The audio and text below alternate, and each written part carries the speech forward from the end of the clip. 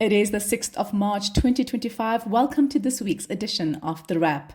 The world's most powerful man and his chubby-cheeked sidekick just kicked a wartime president while he was down. Yes, we're talking about Trump versus Zelensky. Meanwhile, JD Vance became the meme of the moment, proving himself the most useless VP since Spiro Agnew. Shout out to Futurama for that reference. On the local front, a former Real Housewife of Durban spills on her failed romance with a former president, while Dylan Naidoo makes history as the first South African golfer of colour to win the South African Open. It's a poignant victory given how another winning golfer of Indian descent was treated by the apartheid government. Elsewhere, the DA's US meeting rattles the GNU, a Chinese company threatens to fire single employees, and scientists bring us one step closer to resurrecting woolly mammoths, starting with woolly mice. So let's dive into these stories and more in this week's Wrap, brought to you by myself, Varashni Pillai, and the Explained Akosa team. First up in the big story, the Trump versus Zelensky showdown, what you need to know. What happens when a wartime president, a megalomaniac, and a vice president with the charisma of a beige wall walk into the Oval Office? Absolute chaos, of course. You've no doubt heard by now about the meeting between US President Donald Trump, his VP JD Vance, who we'd forgotten about until now, and Ukrainian President Volodymyr Zelensky, which quickly spiraled into a diplomatic disaster. What was meant to be a routine chat about Ukraine's rare earth minerals and peace talks with Russia turned into a shouting match. Trump accused Zelensky of disrespecting the US and warned him he was gambling with World War III. Zelensky pushed back, asking for security guarantees before negotiating a ceasefire with Russia, citing Moscow's long history of breaking promises. Trump's response: "You're either going to make a deal or we're out." Classic Trump. Despite the dramatic confrontation, Zelensky called it regrettable and agreed to move forward with the mineral deals with the US, one that would grant America preferential access to Ukraine's rare earth minerals, which are crucial for high-tech and military production. But just as the ink dried on that agreement, Trump ordered a halt to intelligence sharing and military aid to Ukraine, leaving many wondering what kind of partnership this is. Talks are apparently ongoing. In his first speech to Congress, Trump said that he was open to renewing talks with the Ukraine, and Zelensky has also said he is open to the same. While Trump played hardball, European leaders rushed to back Ukraine, with most tweeting their support in the aftermath of last week's disastrous meeting. French President Emmanuel Macron and German Chancellor Olaf Scholz made it clear they stand with Zelensky, with Macron stating bluntly, there is an aggressor, which is Russia. The EU doubled down, pledging more military aid to Ukraine and warning the US against turning its back on its allies.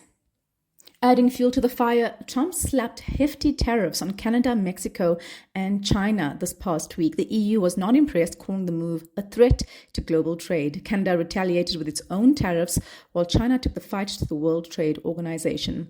Stock markets took a hit, and analysts are now bracing for a global economic slowdown.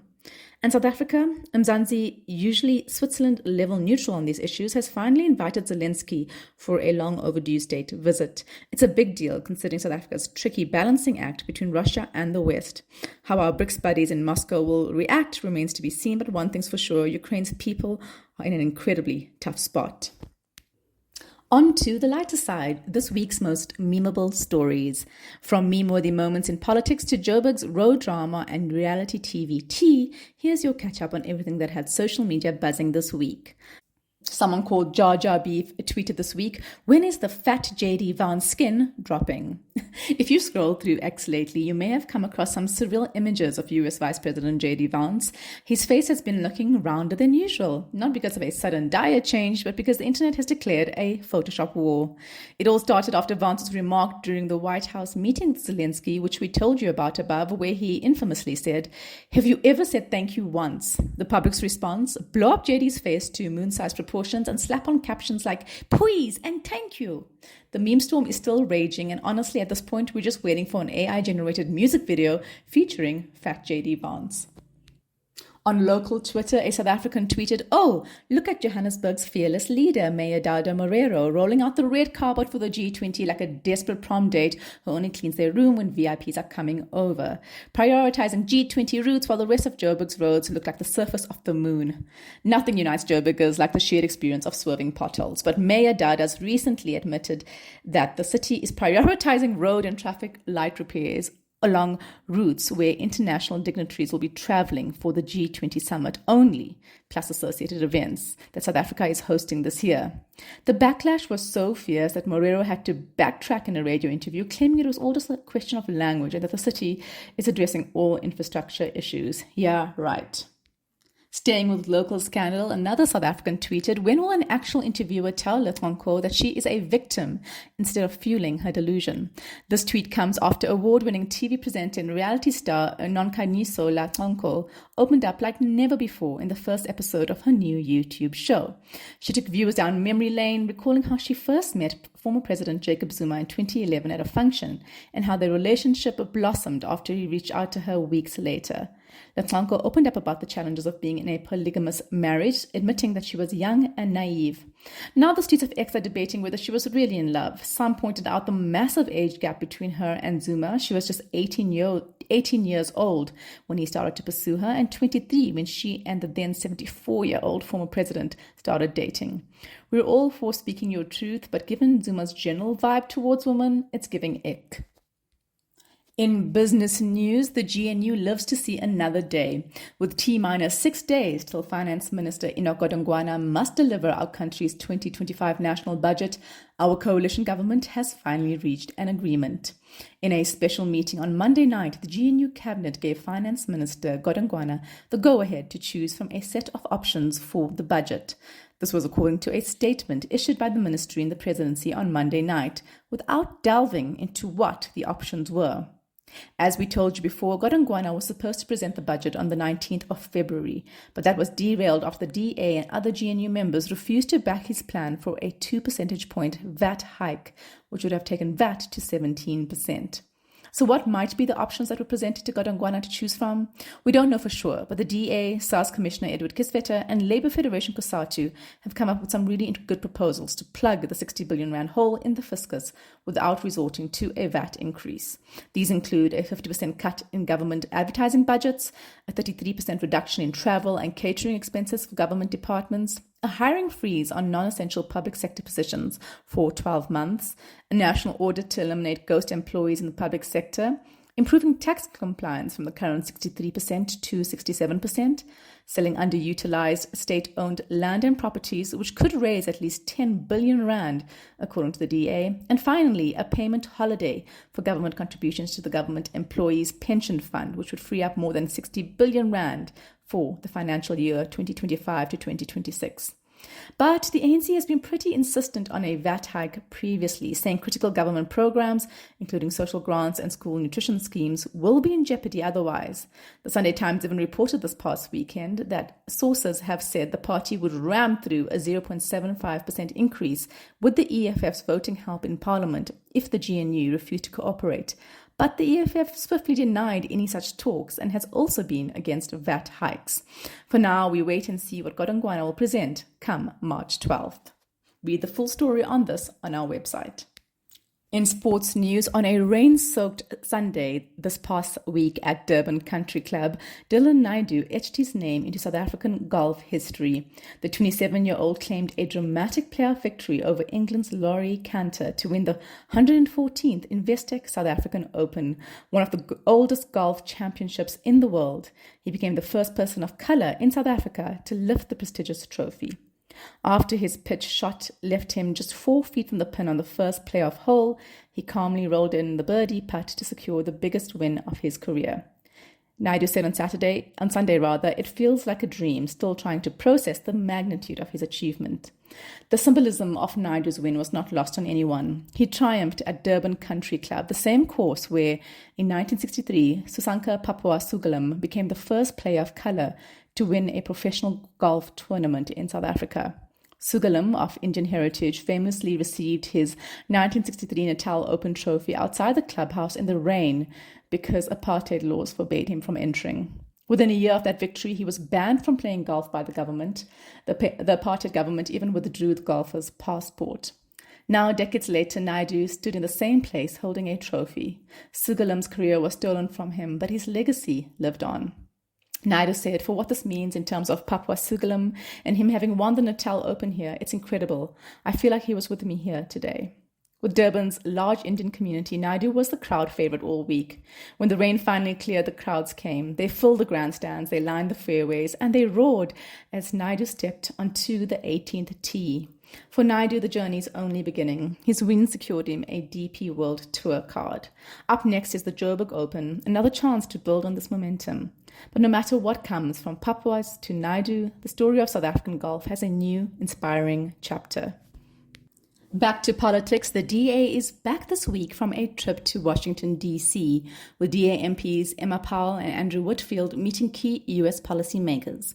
Their mission, to figure out how to de-escalate tensions between South Africa and the U.S., but also to understand what the Americans want in return. The U.S. wants South Africa to take action on the Expropriation Act and so-called race-based laws, plus reassess its friendship with America's enemies, think Iran. Powell described the meeting as transactional, which is how Trump is treating the entire world right now, bullying allies and foes alike into his preferred course of action. The DA argues that while South Africa must act in its own national interest, it's crucial to understand where the U.S. stands before the GNU decides its next steps. This, as Team Trump is already punishing South Africa. An executive order has halted U.S. aid and offered Afrikaners refugee status. That's on top of ongoing threats to boot South Africa from AGOA, the trade deal that gives African countries tariff-free access to U.S. markets. The Trump camp is pushing the narrative that land reform is a land grab, even though South Africa's Expropriation Act, which we've explained previously, is nothing of the sort. The official GNU delegation to eventually meet U.S. officials in response to Trump's actions will also include DA members, but they did not want to wait, arguing the situation was too urgent. Their visit has ruffled some feathers within the GNU, with some coalition partners accusing them of going rogue. Meanwhile, the Afrikaner lobby group AfriForum may face consequences locally for helping to fuel Trump's aggressive stance against South Africa. The MK Party and some private citizens have filed treason complaints against the AfriForum. They accuse the group of deliberately spreading misinformation to undermine South Africa's sovereignty and influence U.S. policy against us. The Hawks are now investigating 4 cases of high treason. AfriForum CEO Kali Kriel is not sweating, dismissing the charges as absurd.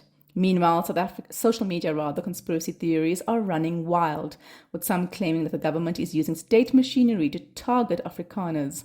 But here's the thing. The government didn't actually open these cases. Private complainants did, and the Hawks have no choice but to investigate once a case is filed. Whether the National Prosecuting Authority, the NPA, will take it further is another question. Treason is hard to prove. Ultimately, with the volatile Trump presidency likely to be hostile towards South Africa, the GNU needs to tread carefully. Diplomacy, trade, and economic stability are all at stake in a foreign affairs world suddenly gone mad. And there's a new social shift happening globally. Apparently, choosing not to have kids is now a global scandal. From tech billionaire Elon Musk to US Vice President Vance again, powerful men are pushing the idea that declining birth rates spell doom for society. Musk falsely warns of population collapse and has fathered 14 so far known children to do his part. Demographers and experts have repeatedly said Musk's assessment on population collapse is not correct, but that has not stopped him. Meanwhile, Vance suggested parents should have more voting powers than child-free citizens. Democracy, but with baby bonuses. In China, the pressure is a little more intense. A chemical company told employees recently to get married and start a family by September or get fired. The backlash was thankfully swift, forcing the company to withdraw the policy. But the country's population crisis does remain dire. Birth rates have dropped for 3 years straight, and the government is panicking. The one-child policy in China, along with the cultural preference for sons, caused a significant sex imbalance in China. By the end of 2024, there are 104.34 men to every 100 women. The one-child policy also sped up the aging of China's population. Policies like banning pricey betrothal gifts, think lobola, and lowering the legal marriage age are being floated in Chinese companies and government to encourage family making. This push is not limited to China. Russian lawmakers have banned child-free lifestyle propaganda, and Turkey's president launched the Year of the Family with financial incentives for parents. Critics argue that these policies ignore real issues like rising living costs, work pressure, and shifting social norms that make having children less appealing. Musk, for example, champions reproduction while his company demands brutal work hours. And Vance's voting plan? Many see it as an attack on democracy, implying those without kids care less about the future and are lesser citizens. So, will forced marriages and guilt-tripping boost birth rates? Unlikely. Experts say making parenthood more affordable and work-life balance more manageable would be a better approach. But for now, the pressure is on. Just hope your boss doesn't start asking about your wedding plans.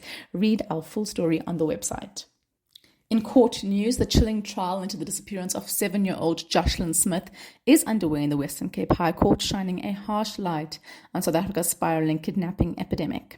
In case you missed it, little Jocelyn vanished from her home in Saldanha Bay, Middle Post informal settlement, about a year ago. She was left in the care of her mother's boyfriend, Jacquin Apollos. Weeks later, blood-stained clothing believed to be hers was found nearby.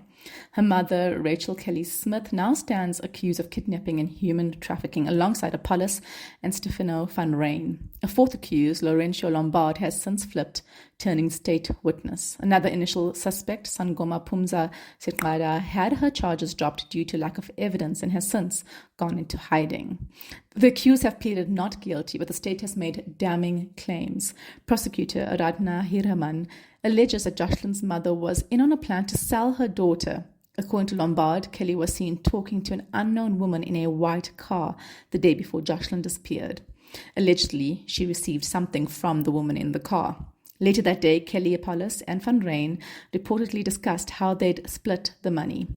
Meanwhile, the defense is pushing back hard, with Apollos and Van Ryn claiming they were tortured into making false statements. In court, Van Ryn detailed harrowing allegations of police brutality, including being suffocated with a plastic bag, beaten, and threatened with execution. Authorities have yet to respond to the allegations. Jocelyn's case is just one in a growing wave of kidnappings across South Africa. Over the past decade, cases have soared by 264%, from just over 4,500 in 2014 to 15 to a shocking 17,000 last year, according to SAP's crime stats. Between July and September 2024 alone, an average of 50 kidnappings were reported daily, an 8% increase from 2023. Gauteng remains the kidnapping capital, accounting for 51% of cases, followed by KZN, then the Western Cape with 6%, and Mpumalanga and the Eastern Cape with 5% each. The trial is ongoing. We're rooting for justice for Jocelyn and an end to the scourge in our country. Finally, in some lighter news, just when you thought science could not get any weirder, researchers have genetically modified mice to grow woolly mammoth-like fur, The Guardian reported. Yes, tiny, fluffy, prehistoric-looking rodents now exist in a lab. The scientists behind this bizarre breakthrough are part of an effort to bring back the woolly mammoth, which went extinct thousands of years ago. The idea is to resurrect the species Jurassic Park style, minus the inevitable disaster, hopefully. To test their mammoth-making skills, researchers at the US biotechnology company Colossal Biosciences modified an existing gene in the mice, the one responsible for hair growth, to mimic the effects of mammoth fur. This resulted in adorable little fluff balls, or as the new species is called, the woolly mouse. These chilly boys are now rocking thick, shaggy coats perfect for winter in Siberia, or a surprise career in mouse fashion modeling. So what's next? The research has not yet been peer-reviewed, but scientists hope the first calf will be born by the end of 2028. There are critics, though. One is Robin Lovell Badge. He is the head of stem cell biology and developmental genetics at the Francis Crick Institute in London. He said, "My overall concern is whether this is a sensible use of resources rather than spending the money on trying to prevent species that already exist from becoming extinct." He also noted that there are no results on whether the modified mice are indeed cold tolerant. For now, though, we're stuck with adorable woolly mice, a tiny, fluffy reminder that science can be both incredible and just a little bit terrifying.